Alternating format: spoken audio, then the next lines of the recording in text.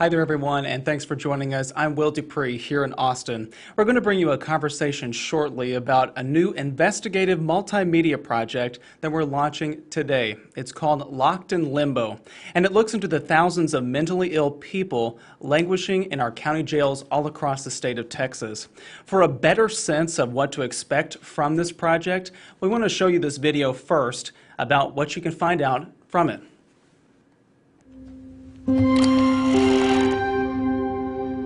These are people who are so severely mentally ill, they are found to be incompetent to stand trial.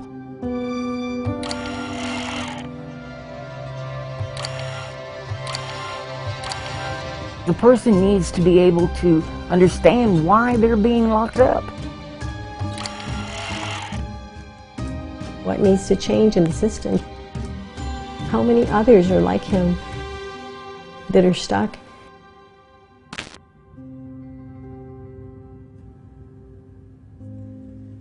And joining us today to talk more about the work that went all into this project called Locked in Limbo, once again, we cannot reiterate that name enough, are investigators David Barrere and Josh Hinkle. They're both joining me here. Josh is in the studio with me, and David is at home right now joining us by Skype. So guys, thanks for being here. Thanks for having us.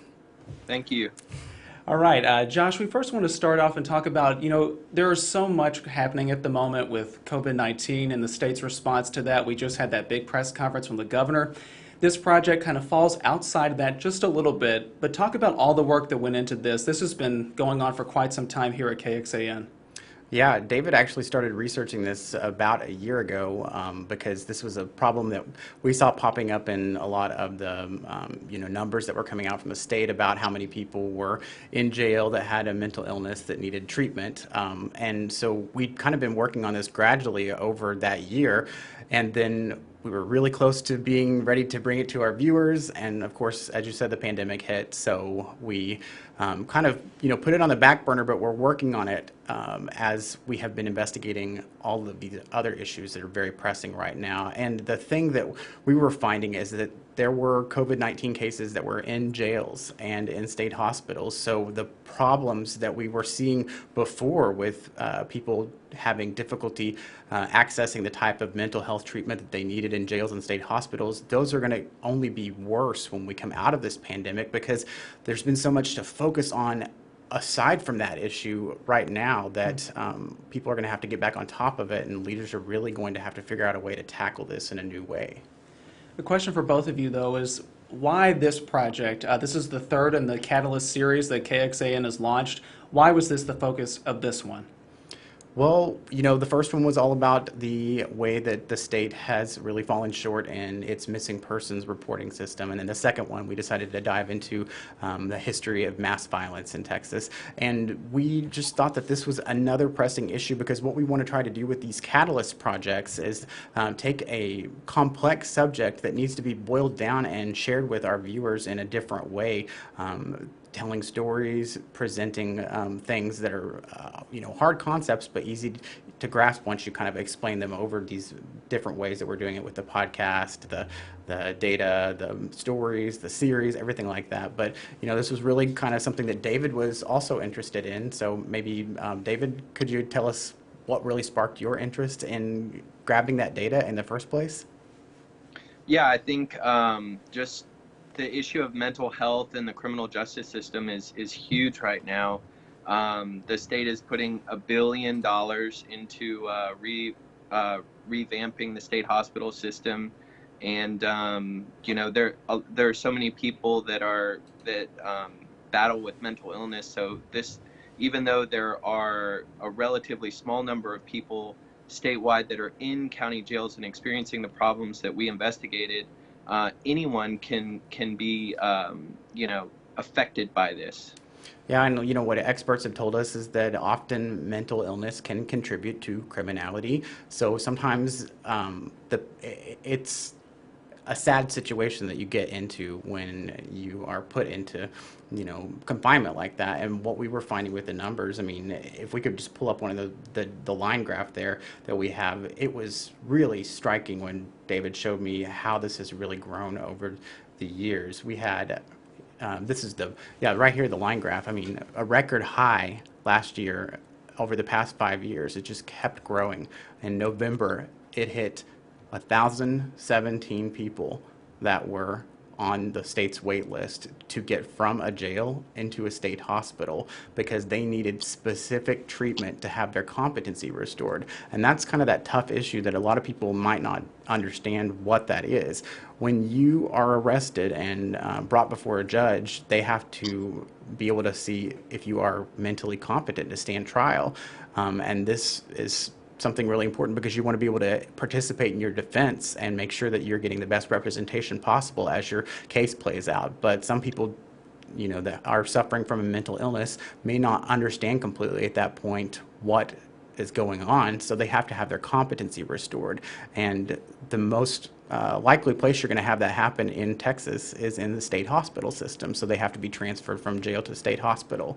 But as we were seeing, there is that long wait list, and more than 1,000 people last year in 1 month were waiting for a bed in a state hospital. If we could show that other graph again, that has the bar graph, maybe you could talk about this one a little bit, David. What we're seeing here is just over a year-long period between the end of 2018 and the end of 2019, and we peaked at one point for maximum security. That's people that have committed, felonies, that they were waiting an average of 335 days, almost an entire year, to get into a state hospital. Yeah, that means that these people were arrested for some reason, and a judge found them incompetent, so they couldn't go through the criminal justice system, yet they were stuck in jail for close to a year. So one part of this is that it is a civil rights issue, and there's an ongoing federal class action case about it, whether these people's constitutional rights are being violated by being stuck in jail without being able to leave, unable to bond out, unable to get to a state hospital for months and months. Yeah, and I think that the bad thing that we were finding about having to stay in jail all that time is not that you're just waiting, but you're also kind of deteriorating mentally as well, because often the type of treatment that you need to get your competency restored obviously isn't in the jail very often, and you're not getting the same type of treatment or medication that you would be getting in a state hospital. So you're often sitting in solitary confinement, in isolation, alone, just languishing. Right, yeah. The experts that we spoke with said jail is pretty much the opposite of the therapeutic environment that people with mental illness need to be, stabilized. And the goals for someone in the criminal justice system is to move them through. If they did what they're charged with doing, then move them through the process, and if they didn't, then they shouldn't be incarcerated at all. But they can't go through that if they're stuck in jail. On Facebook, we have been talking to people that have seen the first part of our series today when we premiered it on KXAN Live earlier this morning. A lot of people have been sharing their own personal accounts with mental illness, or people that have family members that have gone through the system and have also had mental illness, and some really emotional, heartfelt stories that I just want to thank all of you at home for sharing with us, because it just shows that this is not an isolated thing. There are a lot of people. 1 in 5 Texans is suffering from mental illness right now, and the likelihood of you ending up in jail is a lot greater if you have mental illness, and that's what the experts are telling us. So once again, thank you for sharing those stories, but a lot of people also are just asking, where's the accountability? For this story, David and our colleague Arzo, Dost, and we all spoke to different lawmakers about this situation, and different county and local leaders. David, you really kind of spearheaded a lot of the stuff that was happening in Travis County. They had a really interesting mental health court idea here. You and Arzo looked into that, and not every county has something like that. And that seems like it might be one of the solutions that other counties could explore if the funding was there, if there was a mechanism for that. What do you think? Were you seeing any other things with local leaders or county leaders that really stuck out to you? Well, I think a lot of counties want to have a better system like the one here. That's a misdemeanor docket mental health court that allows people with mental illness that are found incompetent to get treatment outside of jail and potentially get their charges dismissed if they follow through with their treatment plan. But only a handful of counties in the state have that type of system. So I think we were finding that a lot of places want to have it and want better systems to deal with people that are, have mental illness, but they're struggling with funding. They're struggling with having the right professionals in rural counties and places that are far from big cities. They don't have access to psychiatrists or mental health professionals that can help create those types of systems. Yeah, and it's such a huge problem here in Texas also because obviously we have 254 counties, so each county has kind of its own different system and the way it funds things and the way its jails set up. One of the things we did with this project was in addition to producing this series about the stories, we also produced a couple of solutions journalism videos. And what that is, you might have seen with KXAN, we've been talking about solutions journalism for the last year with various projects, but it's a way to see what other places are experiencing this problem and how are they looking to solve it, and could that work here? And so, as David just talked about with the mental health court or with getting that outpatient treatment, those are some of the solutions that we're exploring. So, we encourage you to go to lockedinlimbo.com and check out those solutions stories that we produced as well. Just to reset everything, joining me here in the KXAN live studio today are investigators Josh Hinkle and David Barrere. He's at home at the moment, joining us via Skype, and we are reporting about this new project that was launched today called Locked in Limbo. And if you're wondering a little bit more about what that is exactly, we have another video to be able to show you talking about why this was investigated and why this was needed right now. So take a watch. Mental health in jail is an important issue, but there are so many important issues right now that you may be wondering, why investigate this now? Our team actually started researching the problem about a year ago, and we were moving forward to bring it to you. Then the coronavirus hit Texas, and things changed. We quickly shifted our focus to everything from nursing homes and testing to unemployment and stay-at-home orders. But as we were working from home too on these investigations, we've also been working on this project because inmates' access to mental health treatment is a problem that isn't going away, and certainly something we can't forget. Plus, we've been reporting on coronavirus cases in jails and state hospitals. So when we come out of this pandemic, the problem there is likely going to be worse because it hasn't been a main priority for many decision makers during this time. And with the economy struggling and government budgets tightening, funding those services will be a big challenge. Investigating now is our way of letting you know where this issue is and where it's going. And we'll be there too, holding people accountable, sharing these stories, and helping give a voice to those who can't always speak for themselves.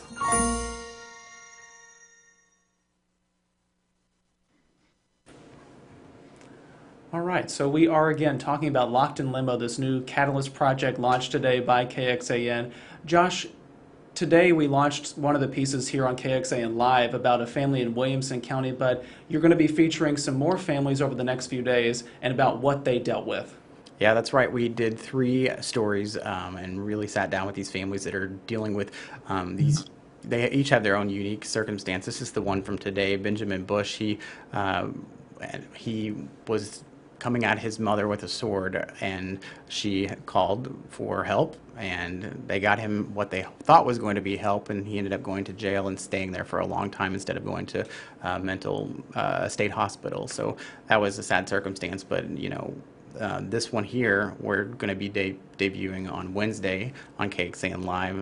That woman's name is Nina Jordan, and she is a woman who had a friend 20 years ago was murdered here in Austin at a gas station, and the suspect, who is schizophrenic, is still in the state hospital, so he has not been able to go through that whole process because of the way our system's set up.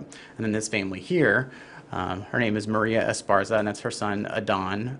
We really we'll focus on them a lot more tomorrow in the episode that we're debuting on KXAN Live. But if you listen to our Catalyst podcast, which you can find a link on lockedinlimbo.com, the whole season this season is about their story. And I don't want to give too much of it away in case you want to watch, but he was a veteran in Iraq. And when he came back, he had some trouble with depression and PTSD, and ended up having a very violent episode that landed him in the Comal County Jail, and he spent a long time bouncing back and forth between jail and state hospital. And I think what I really learned from these family stories was that this can happen to anyone. I mean, these families were all very close-knit and loved each other, and they just really wanted to make sure that they were going to be getting the best treatment for their loved ones, or, you know, in the case that the woman who lost her friend, I think that she just wants justice to be served. So some very heartfelt stories. We hope that this helps you understand and identify with this issue a little bit more.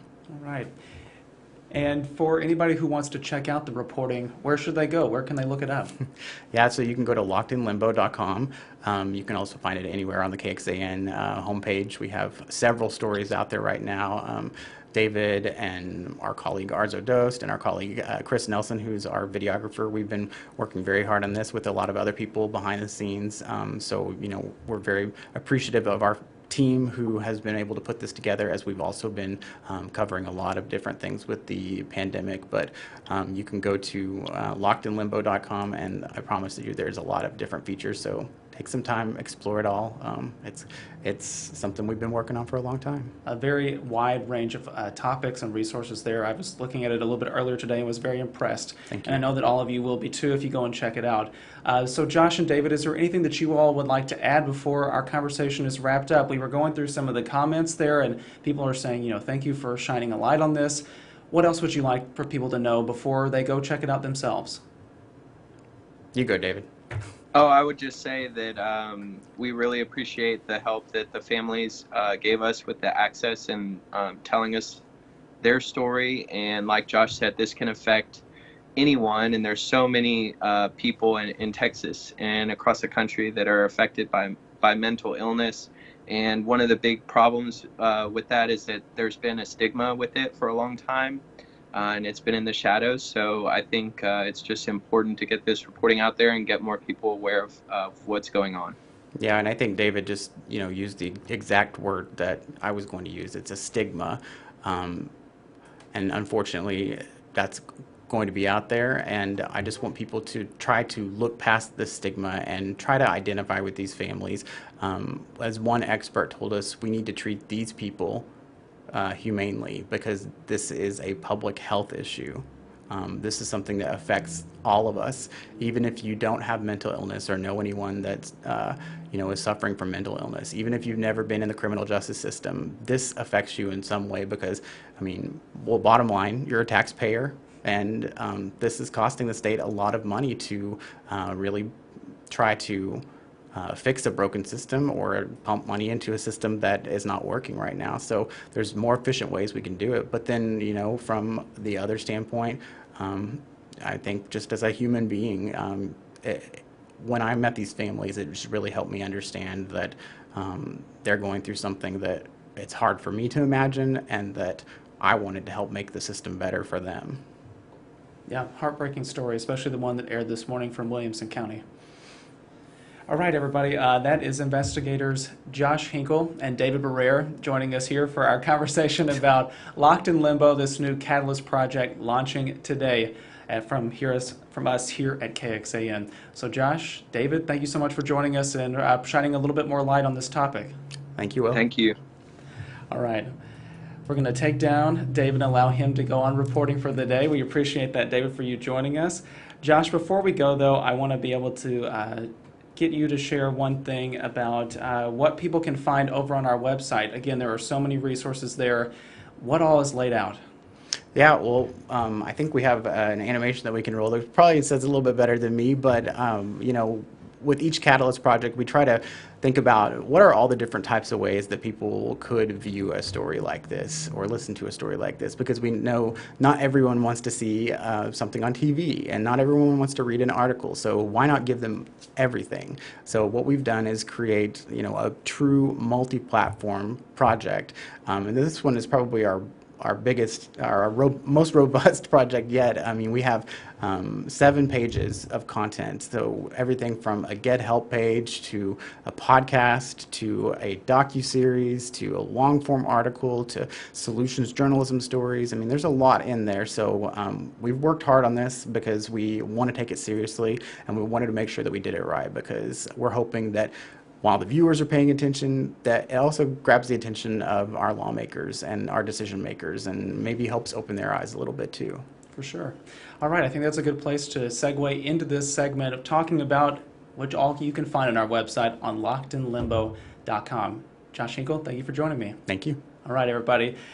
I'm Will Dupree once again here in the KXAN Live Studio. Thank you for watching, and this is, if you'd like to find out where you can find out about the Locked in Limbo project, take a look here.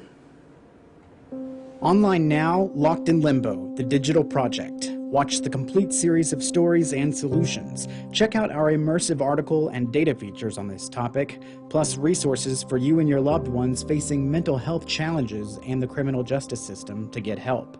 And don't forget our weekly investigative podcast, Catalyst, to continue exploring what we've discovered. It's all online now at lockedinlimbo.com.